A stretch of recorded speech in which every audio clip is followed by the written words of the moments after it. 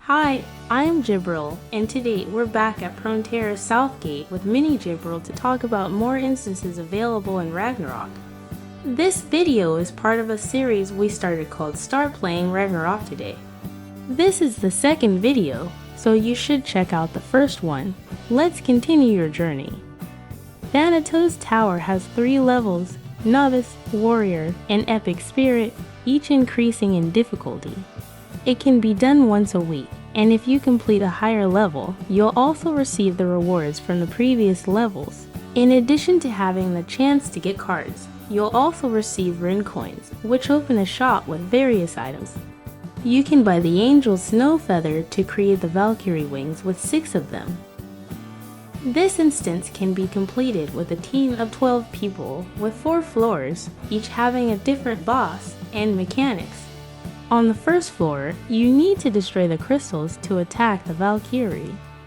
You can find more about her on the instances menu that you can check size, race, skills, phases, summons, and history. On the second floor, you will encounter the Tesseract and need to dodge the traps while attacking it. The stage ends when you either deplete its health or collect the 5 keys at the end. Just like the Valkyrie, you can find details on size, race, skills, phases, summons, and history in the instances menu.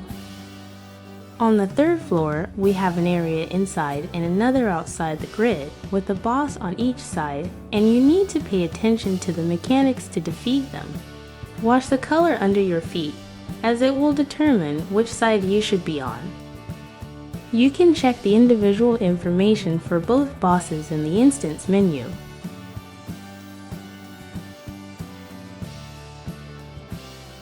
On the last floor, we will face Thanatos, and you must watch out for the bombs under your feet to avoid exploding near anyone in the party. Pay attention to the dome when you reach the 60% phase. Staying outside it will send you to another dimension.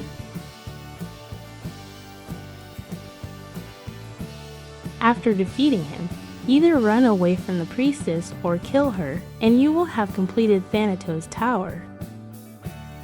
Don't forget to check his information before trying. This is a trick floor if you've not done it yet. The next one is Secret Realm of Phantom, or how I like to call it, the Elements instance. Here you'll find Warrior and Elite modes. You can do it 5 times per week, and the rewards are crystals used to do shadow equipment. Pay attention to the stamina consumed.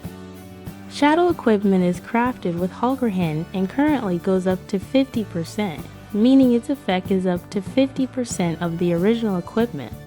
They are placed in the side equipment slots and currently include offhand, armor, cloak, footgear, and accessories. Here, you will defeat a sequence of monsters and MVP, and for each phase, you will need to choose the next element, with each phase focused on a different one, such as neutral, earth, water, poison, etc.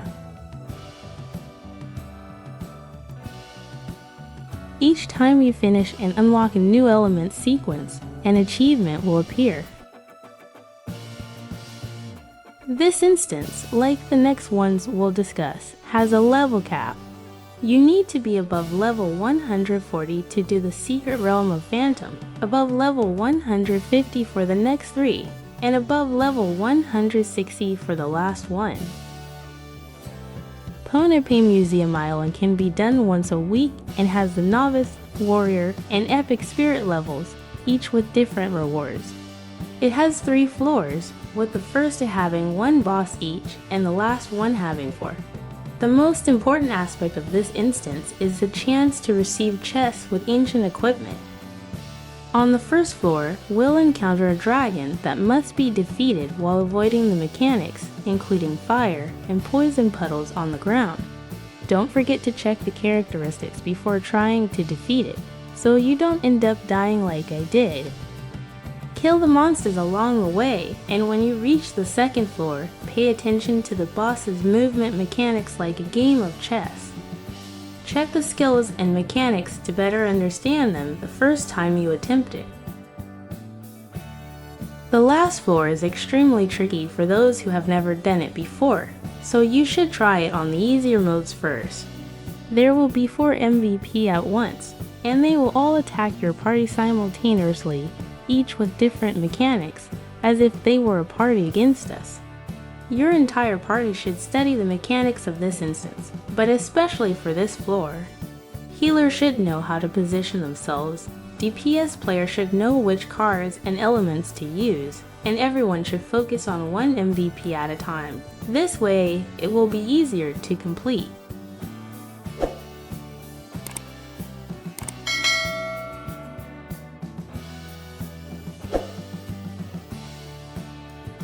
If you can't succeed, keep trying. Practice on the easier difficulties, and you'll eventually be able to complete the museum.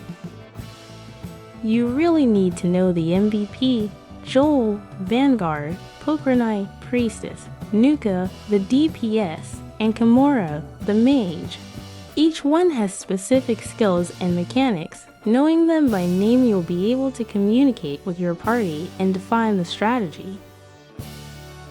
Exploring the Lost Isle also can be done once a week and has the Novice, Warrior, and Epic Spirit levels, each with different rewards. It has 3 floors, with 1 boss per floor. You also has a chance to receive chests with ancient equipment. The first boss is the Magma Golem, which has petrification and meteor mechanics, as well as snare and fire chains. You can see all the details here and prepare yourself. The second boss has some curse mechanics. The best way to avoid this is to keep your back to him until he is defeated. If he curses you, you need to go to the location on the map with the imprint before the timer runs out. Keep in mind its characteristics and mechanics. This way, it won't be difficult to defeat it. The last boss, when reaching 70% health, activates an invincibility shield. To attack it, you must first defeat the MVP in the corrupted army to destroy the corrupted energy orbs, allowing you to then attack the heart. This is done in several waves until the heart is destroyed, and only then can you attack the demonic overseer. Be sure to check the boss's specifics to make the phase easier, as it can be quite tricky. Ponape's Secret Realm can be done once a week and has only the Epic Spirit level with 1 boss, the Ancient Fantastic Dragon. You also has a chance to receive chests with ancient equipment. You will also receive items for upgrading ancient equipment. The dragon uses fire and poison, but we gain protection against these elements throughout the instance. During the instance, fields of these elements will appear, and we must enter them according to the element we are protected against to avoid meteor falls. The dragon also has mechanics such as crystals that appear in small dragon minions. You must defeat them before proceeding with the battle against the dragon. Don't forget to enter the fields here.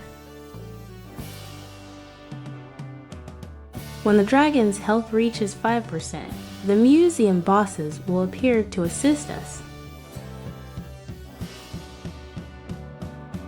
Killing this dragon can take a long time without preparation, so make sure to review the best way to face it. The last instance is the Whitestar Airship, the most recent addition to the game, and I already have some dedicated videos on my channel. It has warrior and elite levels from 1 to 15, and the bosses change weekly, with each level featuring different bosses. It can be done 5 times a week, consuming 60 stamina each time, and the items are important for unlocking the arcane runes and upgrading them. You will use a lot of crystals and starshine sand to level up all the ones you use, so make sure to do the airship 5 times a week. Every week, you should check the MVP and debuffs that are active, as this will change your strategy, including your equipment, cards, and positioning. This instance has 3 phases, each increasing in difficulty, the first with 1 MVP, the second with 1 MVP and 1 mini, and the third with 2 MVP. Additionally, there are mechanics that need to be studied, such as the cannons on the front sides of the ship, which must be activated to kill the fire elves, and the furnace that needs to be repaired to keep the ship running.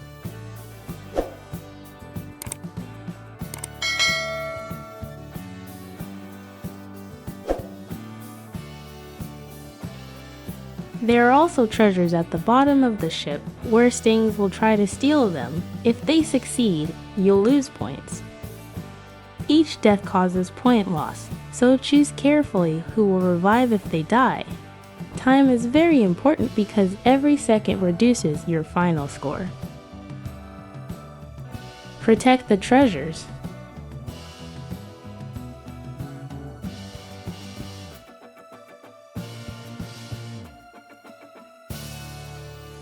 Kill the remaining monsters. Keep in mind that this was just a brief overview of the instances, not a complete guide, so you can understand how they work. What would you like to see in the next video? Do you want a full guide for any specific instance? Let me know in the comments and follow me for more Ragnarok guides. See you next time.